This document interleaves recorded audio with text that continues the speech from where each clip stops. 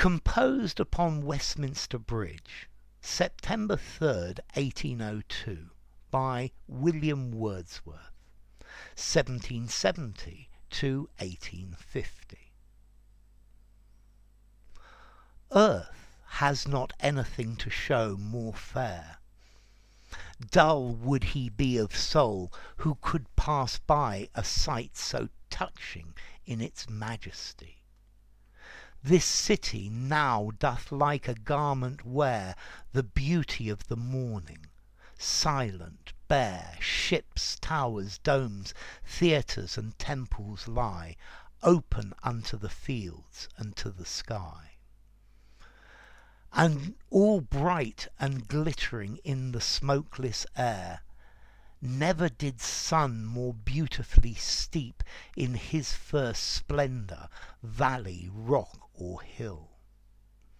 Ne'er saw I, never felt a calm so deep. The river glideth at his own sweet will. Dear God, the very houses seem asleep, and all that mighty heart is lying still. Okay, this is by William Wordsworth, who is one of the most famous English poets of all time. Okay, he's talking about London. I think he's arrived at Westminster Bridge, and I get the feeling he's standing on Westminster Bridge looking at the city of London. I think it's very early in the morning, probably early on a summer's day. And he's looking at the city, and he's thinking how beautiful everything looks and how majestic and how wonderful the sight is. So, earth has not anything to show more fair. So he's saying this is the most beautiful sight on earth. Here, fair means more beautiful. So it doesn't have anything more beautiful to see. Dull would he be of soul who could pass by a sight so touching in its majesty. So a person who could walk past this without noticing such a beautiful sight, such a poignant view, such a majestic view, would be dull of soul, would be boring of soul, would have a very unfeeling soul. This city now doth like a garment wear the beauty of the morning. So doth, this is an old-fashioned way of saying does. So here he's making a simile, saying that the city is wearing the beautiful morning like a garment, like a piece of clothing. So the city's wearing this beautiful morning like a jacket, for example. And then he goes on to describe it. Silent, bare, ships, towers, domes, theatres, and temples. So the ships, the towers, the domes, this is probably St. Paul's Cathedral, the theatres, maybe the Globe Theatre, and temples, churches. So all of these places are silent and bare with no people. And they lie open unto the fields and to the sky. So around them he can see fields, because I think in those days there were still fields round central London. And it's also open to the sky. There's this majestic sky above the city. All bright and glittering in the smokeless air.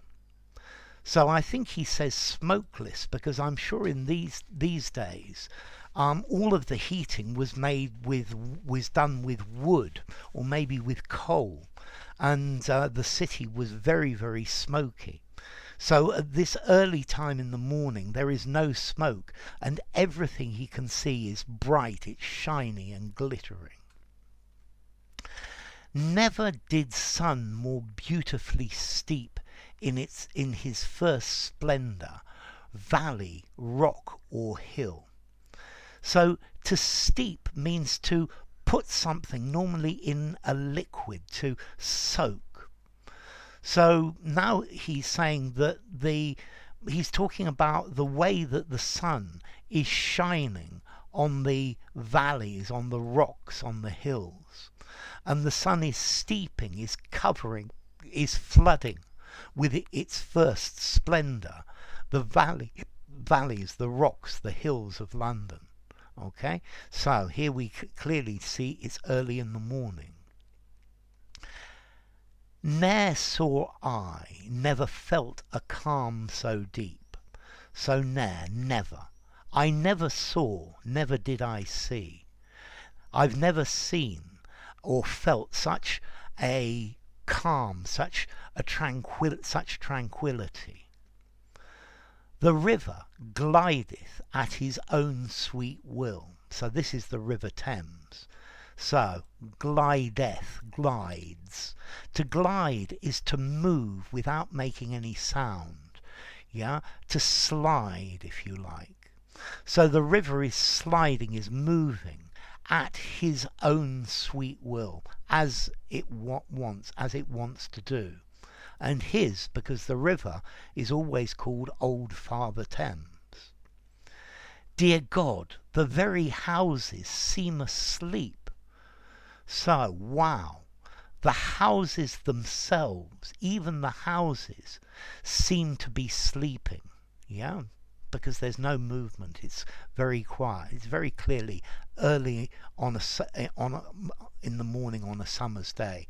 It's probably 4:30 in the morning or something like that, because it does get light in the UK at that sort of time in summer. And all that mighty heart is lying still. Okay, so now he's referring to the power of London, the heart of England, the heart of Britain. Yeah, and that mighty, that powerful heart is not moving. It's asleep, it's lying still, because there's no movement in the city. So, enough. If you enjoyed the video, give it a rating, subscribe to my channel, and I'll see you soon. Composed upon Westminster Bridge, September 3rd, 1802, by William Wordsworth.